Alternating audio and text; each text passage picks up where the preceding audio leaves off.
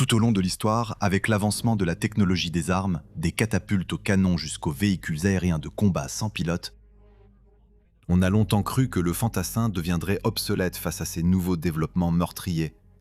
Et pourtant, à maintes reprises, le fantassin a pourtant perduré, car la course au développement de nouvelles armes lui a constamment offert les moyens de rester pertinent, même sur le champ de bataille high-tech du XXIe siècle.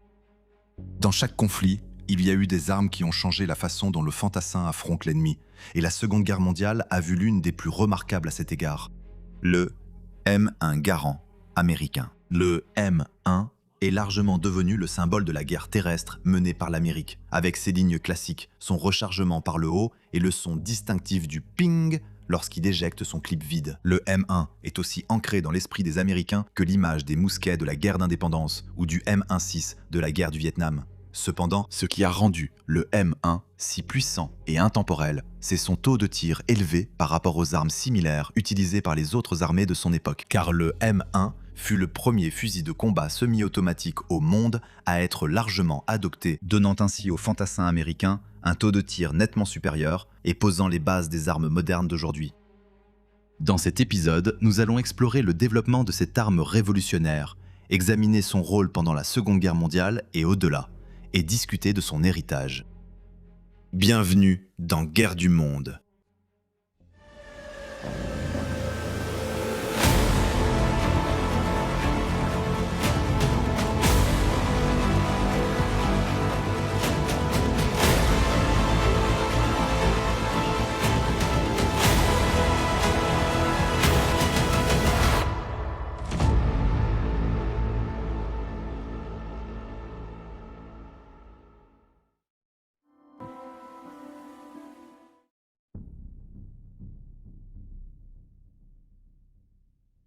L'histoire de ce fusil légendaire commence non pas aux États-Unis, mais au nord de la frontière, au Québec, au Canada, car c'est ici qu'est né John Cantus Garand, le 1er janvier 1888. Peu de temps après, le jeune Garand s'est rapidement retrouvé à travailler dans plusieurs filatures et usines où il exerçait son métier de machiniste. Finalement, il s'est retrouvé au Rhode Island, travaillant dans une usine d'outillage, et cette expérience allait éveiller l'imagination de ce jeune homme ambitieux qui ne tarda pas à réfléchir à de nouvelles façons de faire fonctionner les machines. Avec le déclenchement de la Grande Guerre, comme beaucoup d'inventeurs en herbe, il s'est rapidement mis à réfléchir à de nouvelles armes pour le champ de bataille, et a mis au point un modèle de fusil mitrailleur léger et entièrement automatique. Bien que l'arme ait été rejetée par l'armée américaine pour une production à grande échelle, son design innovant attira l'attention des autorités américaines, et il ne fallut pas longtemps avant qu'on lui propose un poste au sein du Bureau national des normes, l'organisme gouvernemental américain chargé de maintenir un système de mesure universel aux États-Unis. Par la suite, il fut finalement transféré à l'arsenal de Springfield. C'est là qu'il s'impliqua dans un nouveau projet visant à augmenter la cadence de tir offerte aux fantassins. Ce n'était en aucun cas un concept nouveau, et cela avait été l'objectif des armuriers depuis 1836, lorsque l'armurier Johann Nikolaus von Dreyse produisit un nouveau fusil destiné à l'armée prussienne, qui allait radicalement changer la conception des armes d'infanterie pour les 100 années suivantes. Connu sous le nom de fusil à aiguille Dreyse, il ressemblait extérieurement aux anciens fusils à chargement par la bouche, qui étaient la norme dans la plupart des armées à l'époque, mais il s'en distinguait par un point. Il utilisait un verrou actionné par l'opérateur pour charger une nouvelle cartouche dans la culasse à l'arrière du canon, et de plus, il éjectait une douille usagée après le tir. Comparé aux anciennes armes à chargement par la bouche, ce système à verrou permettait une cadence de tir bien plus élevée, atteignant environ 6 coups par minute.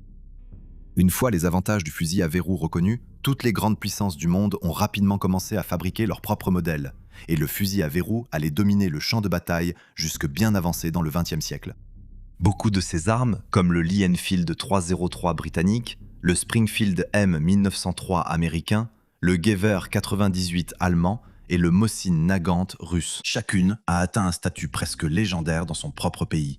Cependant, après presque un siècle, il y avait eu peu d'améliorations dans les capacités et en particulier dans la cadence de tir de ces armes, car elles étaient limitées par la rapidité avec laquelle le soldat pouvait actionner le mécanisme de rechargement. Cela devint un sérieux obstacle pendant la Grande Guerre, car la mitrailleuse devint un facteur majeur sur le champ de bataille. Capable de tirer une pluie de balles sur une grande zone, la mitrailleuse était heureusement une arme lourde et complexe, qui nécessitait un équipage ou une équipe pour fonctionner, mais cela suffisait à infliger de lourdes pertes aux troupes qui tenaient encore leurs fusils à verrou. L'objectif ultime, confié à Garand et à ses pairs, était de développer une arme d'infanterie ayant une cadence de tir suffisamment élevée pour permettre à un soldat de défier une position de mitrailleuse ou d'affronter un ennemi supérieur en nombre avec confiance. En 1920, la course était bel et bien lancée, et Garand faisait face à une concurrence féroce. En excluant des ingénieurs étrangers travaillant sur leur propre conception pour leurs gouvernements respectifs, Garand devait faire face aux propositions soumises par des fabricants d'armes américains respectés, tels que Browning et Colt, qui étaient respectivement bien connus pour leurs pistolets et leurs mitrailleuses. Tandis qu'entre les deux se trouvait Thompson, dont la conception de mitrailleuse allait devenir une arme véritablement légendaire dans l'histoire militaire et criminelle, étant connue à jamais sous le nom de Tommy Gun. Cependant, en dehors de la concurrence qui représentait son principal problème, Garand découvrit en réalité que c'était son principal client, l'armée américaine, qui s'était avérée être la source de son plus grand casse-tête dans le développement d'un fusil à tir plus rapide. Tout au long des années 20, il s'est retrouvé à devoir retravailler sa conception à mesure que l'armée américaine modifiait ses spécifications à plusieurs reprises. L'armée américaine a terminé la Grande Guerre toujours équipée du Springfield M1903 à verrou et de l'Enfield M1917 à verrou, chacun chambré pour tirer la cartouche standard de calibre 30-06 de l'époque, ce qui équivalait à 63 mm. Ces armes, combinées à cette munition, signifiaient que les troupes américaines étaient équipées d'une arme puissante, précise et à longue portée, dont le seul inconvénient était bien sûr la cadence de tir généralement faible. En supposant qu'une munition aussi puissante pourrait ne pas convenir à la génération attendue de fusils à tir plus rapide, l'armée américaine s'est intéressée à une nouvelle cartouche, d'un diamètre de 7 mm, surnommée la 276, et désignée comme la cartouche intermédiaire. Garand a continué à travailler sur une arme pour l'ancien calibre jusqu'à ce qu'il devienne évident que la production n'allait pas être autorisée. Garand révisera ses conceptions à plusieurs reprises à la fin des années 1920 et dans les années 1930, mais il continuera à se concentrer sur la cartouche de calibre 30 plutôt que sur la 276.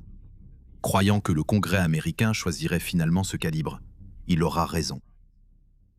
En février 1932, malgré les avantages promis par la cartouche de calibre 276 en termes d'économie de poids et de performance, le secrétaire à la guerre ordonna l'arrêt de tous les travaux sur les fusils semi-automatiques chambrés pour la cartouche de calibre 276. À la place, leurs efforts devaient se concentrer sur le développement d'une version de production du dernier fusil de Garand, chambré pour la cartouche standard de calibre 30. L'arme fut soumise à des essais sur le terrain en mai 1934 et reçut l'autorisation d'être acquise le 7 novembre 1935. En moins d'un an, l'armée des États-Unis devint la première au monde à équiper ses troupes d'un fusil de combat semi-automatique comme arme standard, capable de tirer plus de 40 coups par minute. Mais comment Garand a-t-il réussi cela ?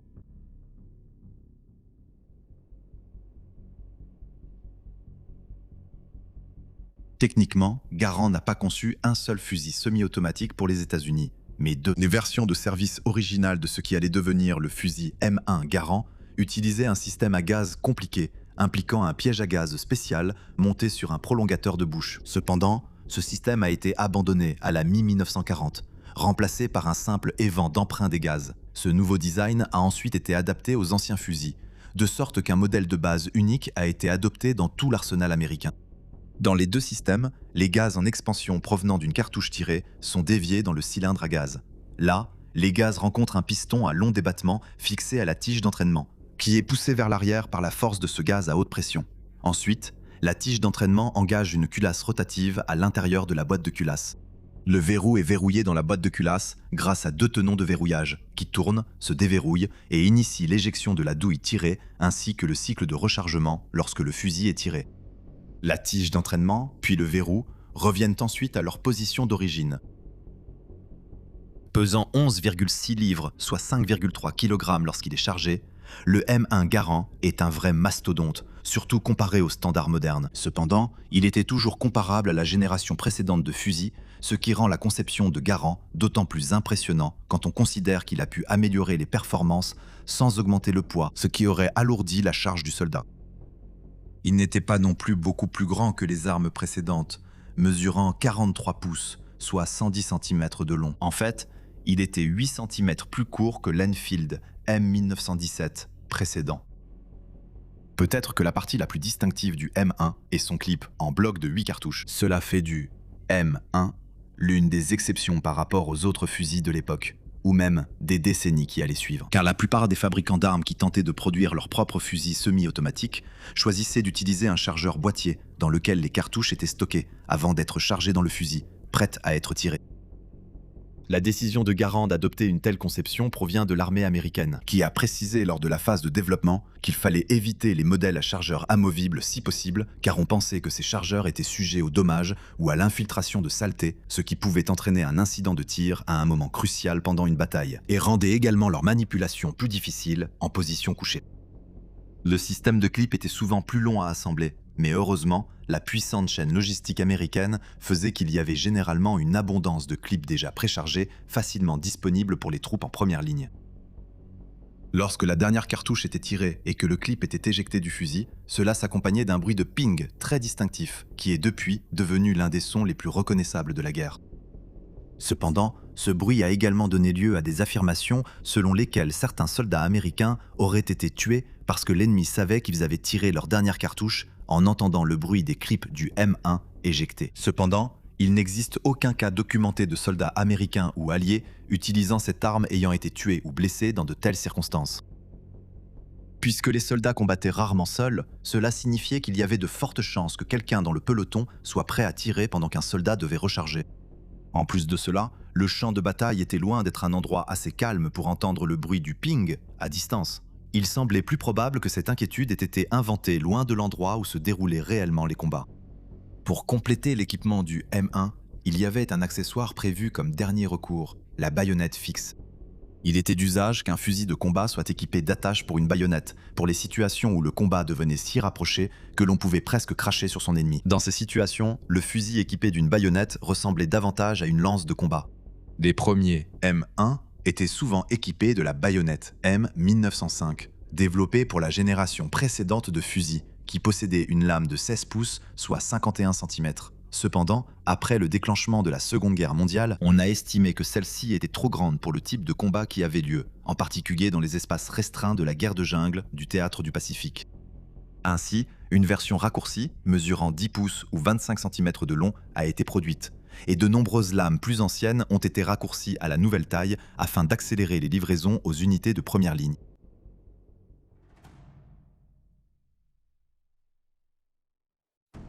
En 1939, alors qu'une guerre en Europe semblait de plus en plus probable, le gouvernement britannique a demandé une inspection du M1 Garand en vue d'une éventuelle production sous licence et d'une utilisation par les forces britanniques et du Commonwealth. Bien qu'impressionnés, les Britanniques ont finalement décidé de standardiser le fusil Lee Enfield numéro 4 Mark I, car il serait plus facile à produire, étant une amélioration de la série éprouvée des armes à verrou Lee Enfield.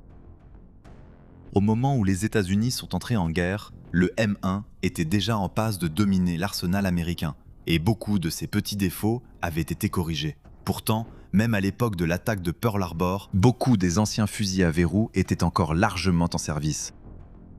Alors que la destruction s'abattait depuis les avions japonais, le personnel américain fouillait ses armureries pour trouver n'importe quelle arme à utiliser contre ses assaillants. Et cela comprenait environ 15 000 M1 Garand, utilisé parmi les forces stationnées à Hawaï en ce matin de décembre autrement calme. Le lendemain, le véritable test pour le fusil arriva lorsque les Japonais débarquèrent en force aux Philippines. Ici, l'arme sembla impressionner tout le monde, et pas seulement ses opérateurs américains. Car comme l'a indiqué un rapport japonais décrivant les combats avec les troupes américaines, je cite, « Comment les États-Unis ont-ils réussi à équiper chaque fantassin d'une mitrailleuse ?» Fin de citation. En fait, les Japonais furent tellement impressionnés par le M1 Garand qu'ils commencèrent à étudier les exemplaires capturés dans l'espoir de d'abord produire leur propre version, puis d'améliorer la conception. Le résultat fut le fusil japonais Type 4, qui utilisait une grande partie de la mécanique interne du M1. Mais il abandonna le clip en bloc au profit d'un magasin fixe de 10 cartouches, chambré pour la cartouche standard japonaise Arisaka de 7,7 x 58 mm. Comparé à son prédécesseur américain, le Type 4 avait des dimensions à peu près similaires, mais une portée légèrement réduite. Heureusement pour les Alliés, les Japonais n'ont pu fabriquer qu'une cinquantaine de ces armes avant la fin de la guerre, et elles ne sont donc guère plus qu'une note de bas de page dans l'histoire militaire du Japon. Ironiquement cependant, les surplus de M1 Garand allaient contribuer à la création des forces d'autodéfense japonaises après la guerre. Le baptême du feu du M1 en Europe eut lieu le 19 août 1942 lors du raid malheureux de Dieppe, visant à apaiser les exigences du dirigeant soviétique Joseph Staline pour l'ouverture d'un second front en Europe, maintenant que les États-Unis étaient entrés en guerre. Le raid de Dieppe fut en grande partie une opération canadienne, mais comptait également une cinquantaine de Rangers de l'armée américaine, dont beaucoup étaient équipés de M1. Le raid fut finalement un désastre, bien que les troupes américaines se soient distinguées lors des combats grâce à leurs fusils semi-automatiques. L'augmentation du nombre de militaires américains en 1942 avait entraîné le retrait complet de l'ancienne génération de fusils, car il n'y avait tout simplement pas assez de M1 Garand pour tout le monde, même avec la reconversion du complexe industriel américain vers la production d'armes de guerre. De nombreuses unités américaines utilisaient encore les M1903 jusqu'en 1944, et il n'était pas rare que des équipes de feu soient constituées en utilisant un mélange des anciens fusils à verrou et des nouveaux Garand semi-automatiques. Cela n'a pas été facilité par le fait que les nations alliées ont également commencé à exiger la nouvelle arme, en particulier lorsque l'Allemagne a commencé à produire des armes comme le STG-44, le tout premier véritable fusil d'assaut au monde. En conséquence, les unités de première ligne étaient naturellement prioritaires lorsqu'il s'agissait des livraisons de nouvelles armes, tandis que les unités secondaires, comme la police militaire et le génie, devaient continuer à se battre avec leurs vénérables armes datant de la Première Guerre mondiale. Bien qu'il s'agisse d'une arme généralement appréciée, le M1 avait un défaut assez douloureux qui a piégé plus d'un GI inattentif, lesquels subissaient une blessure qui allait devenir connue sous le nom de pouce du M1. Cette blessure survenait lorsque la culasse se refermait à une vitesse incroyable et écrasait le pouce de l'utilisateur contre le boîtier de culasse, ce qui entraînait une vilaine ampoule sanguine en forme de croissant sous l'ongle du pouce de l'utilisateur, qui pouvait lui-même se retrouver fendu ou éraflé. Au fur et à mesure que la guerre s'éternisait, il y eut des demandes pour des versions raccourcies du M1 Garand, notamment de la part des équipages de chars qui voulaient les emporter à l'intérieur de leurs véhicules pour repousser l'infanterie ou se battre afin de s'échapper d'un char immobilisé. Les versions raccourcies du M1 étaient également considérées comme souhaitables pour les combats dans la jungle dense lors de la campagne du saut d'île en île dans le Pacifique ou en Asie. Deux variantes ont été créées pour répondre à ce besoin. Le M1E5 avec un canon de 18 pouces et une crosse métallique pliante, ainsi que le T26 qui comportait un canon de 18 pouces mais avec la crosse en bois standard. Alors que le T26 est allé jusqu'à effectuer des essais en combat aux Philippines en 1945, aucun des deux n'a été officiellement adopté. Bien qu'après la guerre, un certain nombre de M1 standards aient été modifiés selon cette norme, tant pour des civils que pour certains clients non officiels, compte tenu de sa précision et de sa puissance d'arrêt, le M1 Garand a inévitablement été utilisé comme fusil de précision. Désigné sous le nom de M1C par l'armée américaine et plus tard comme MC-52 par le corps des Marines des États-Unis, la disponibilité de la génération précédente de fusils pour ce rôle signifiait que la variante de tireur d'élite des fusils Garand n'a été utilisée que de façon limitée avant 1945.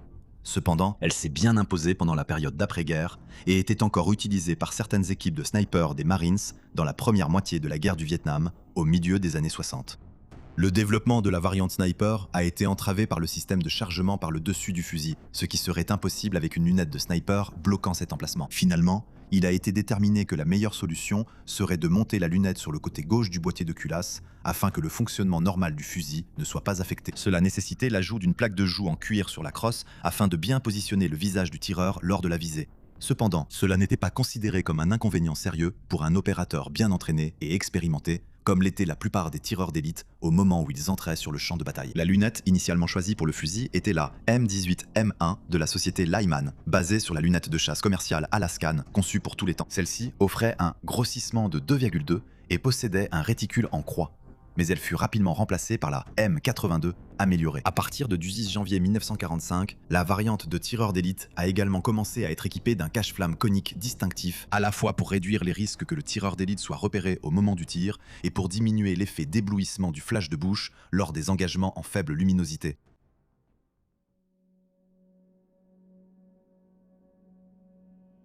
La production du M1 Garand ne s'est pas arrêtée avec la victoire sur les puissances de l'Axe, et s'est poursuivi jusqu'à ce que les derniers exemplaires soient assemblés à l'arsenal de Springfield au début de 1957. Plus de 5,4 millions de fusils M1 ont été fabriqués, et de plus, il a influencé un certain nombre d'armes qui ont suivi.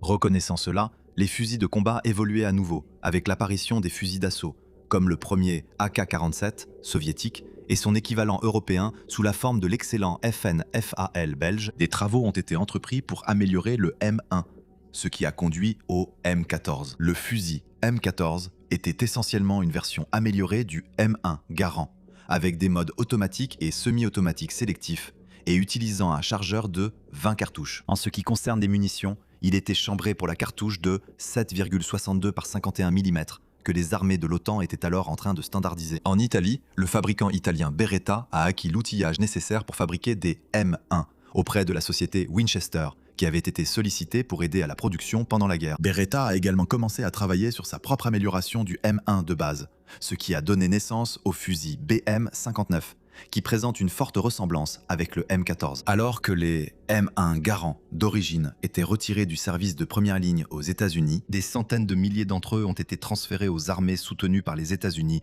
en particulier dans la lutte contre la propagation du communisme après la guerre, dirigée par l'Union soviétique. Presque tous les grands conflits des 2 décennies suivant la Seconde Guerre mondiale ont vu des M1 et leurs dérivés utilisés sous une forme ou une autre. En fait, bien que certains exemplaires aient maintenant plus de 70 ans, les M1 ont continué à être utilisés au combat dans les pays du tiers-monde, y compris par des groupes insurgés s'opposant aux États-Unis lors des conflits en Afghanistan et en Irak. Il n'est donc guère surprenant qu'après la Seconde Guerre mondiale, le général George S. Patton se soit senti suffisamment confiant pour déclarer que selon lui, le M1 Garand était, je cite, le meilleur instrument de combat jamais conçu.